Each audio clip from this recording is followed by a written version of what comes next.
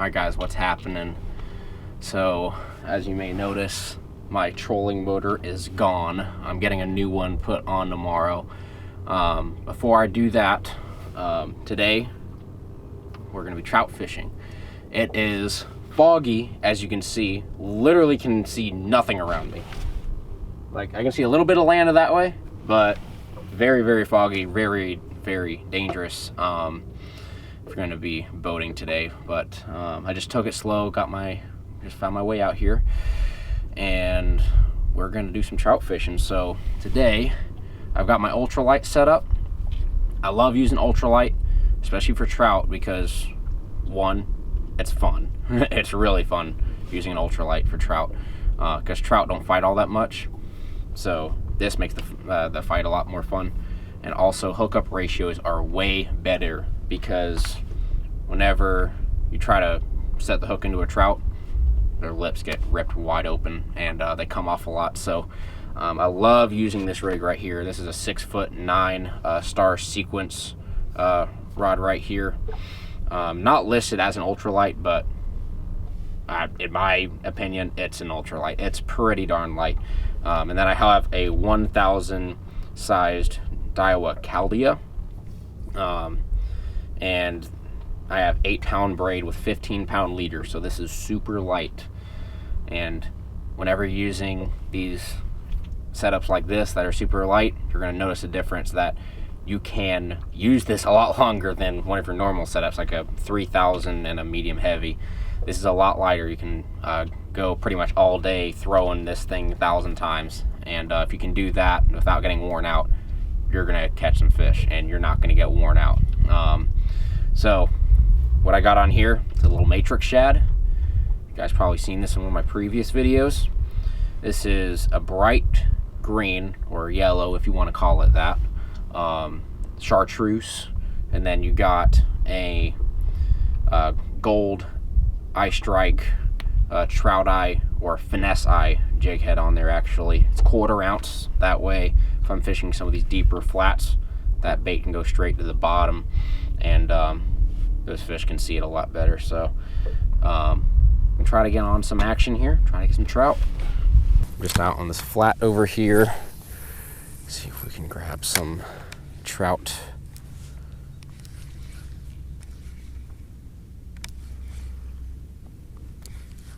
There we go, first cast. There we go. Little guy. Little trout. Matrix shad. First cast. Boom. First cast trout.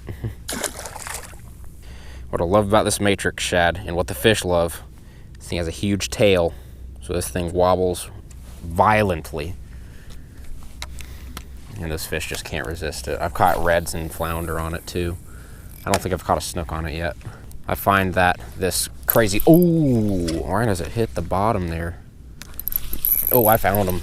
Oh, we on him. Oh, that's a good one right there. That might be a keeper. Probably not. As I'm reeling it in, it's starting to feel smaller.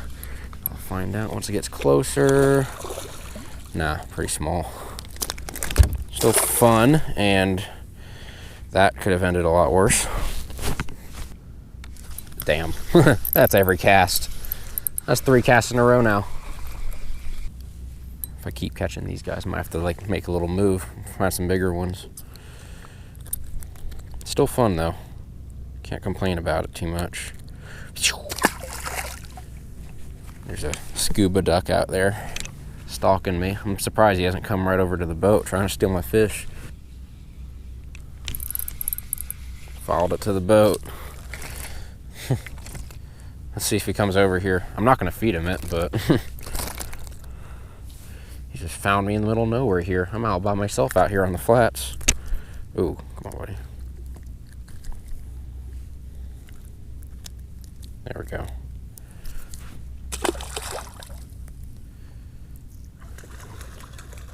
Dang, he's not even gonna try, wimp. Right now, I'm just sitting in one spot. I just got the power poles down and just kind of casting that same spot there. There must be a hole there or something.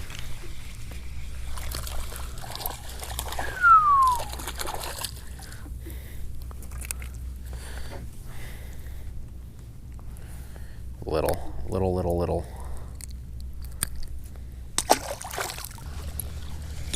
All right, I'm gonna try to get away from the little ones now. Try to get a bigger one. All right. I'm gonna learn one day. All right, got the power poles up, turn on the nav lights. Get a little bit farther up here. I'm just gonna give myself a good push.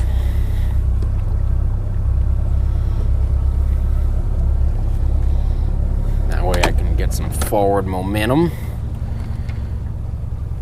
and hopefully push me into the big fish.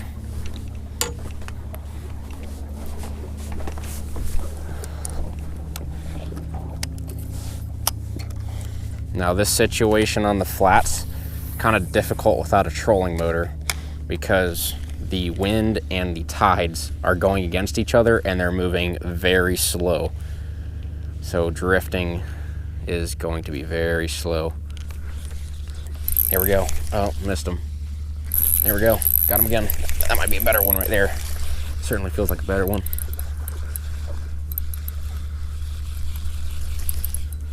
Try to catch up to him here. Oh yeah, that's a better one right there. That might be a keeper. I think it is a keeper. And just in case there's more of them there, I'll put the power poles down. Oh, that's a healthy one right there. That might be picture worthy.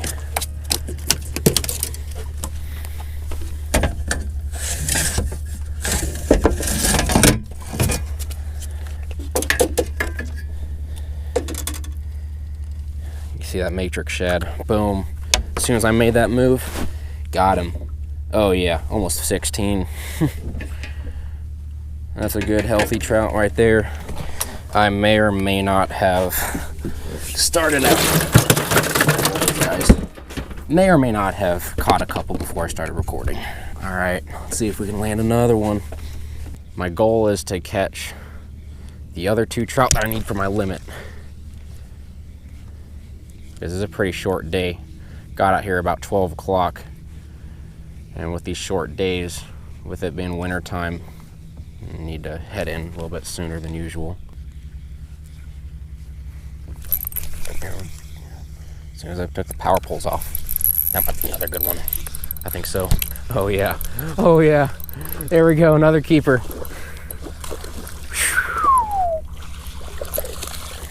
Got him. That's number 4, baby. Matrix shad down the hatch. Got that super light rig on. I'm telling you guys, it makes a difference. As soon as I put the power poles up, started eating. There's a, oh boy. Oh boy. That might be numero cinco. Numero cinco on deck here. Yes, sir. Whew. That's a fat one right there, son. I mean, they are just devouring this thing. Look.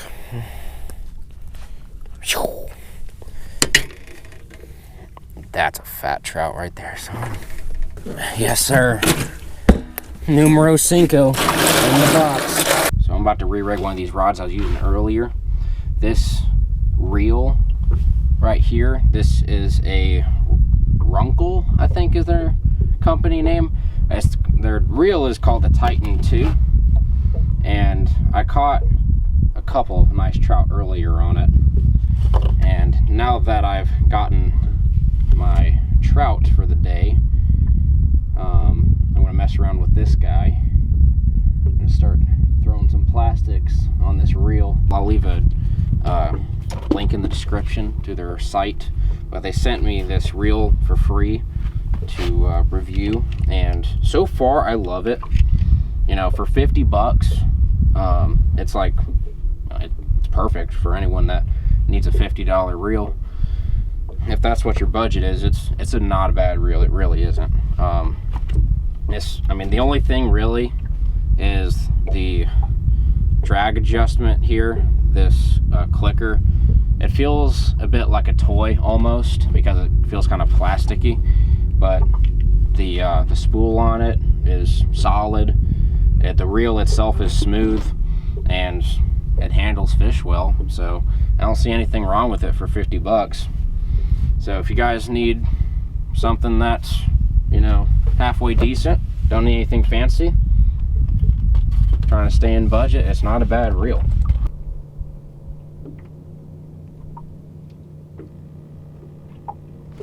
Oh, come on.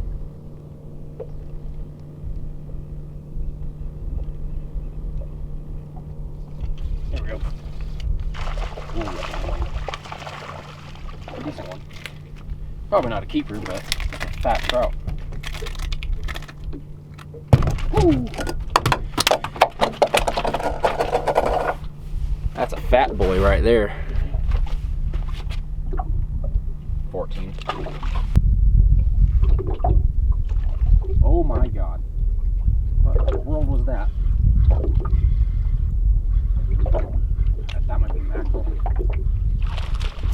Oh, what in the world is that? That's a lake fish. Good. Good. Now I know when it's time to move. All right, well, that was easy. Got our limit of trout in pretty much no time at all. Those fish were just bam, bam, bam, right on fire. And they were just eating good. So made for a pretty easy video and pretty easy trip. Getting late.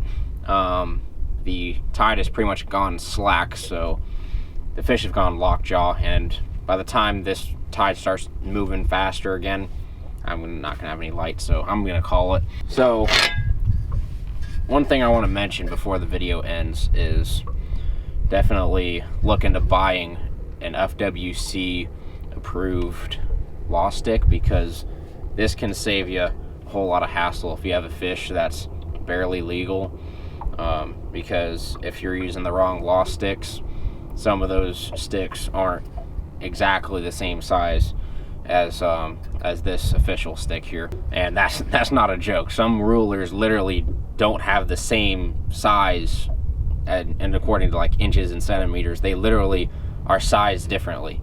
So an inch on one ruler could be completely different than an inch on this ruler. So definitely look into buying one of these check-it sticks. This is used by FWC. Avoid getting a ticket, get one of these law sticks. Another pro tip, you notice that I actually put, I'm gonna show you, if you look in here, that I actually put water mixed in with the ice, because that actually helps with the shrinkage of the fish. So trout shrink on ice, if you don't know that. And FWC is not going to believe you if you say that to them, but they actually do shrink. And if it's under 15 inches when you get checked, then you're going to get fined. But that trick, putting them in the ice chest like that in the water, I put salt water mixed in with the ice because the salt actually helps the ice last longer. It doesn't melt as easily if you put fresh water in there. That actually helps keep the fish straight. That way it's not going to bend and warp the shape of the fish, which is what causes the shrinkage. So save your money and don't get fined. Anyways, I'm going to head in. Hopefully I don't get T-boned by another boat on my way in, because this fog is still lingering around.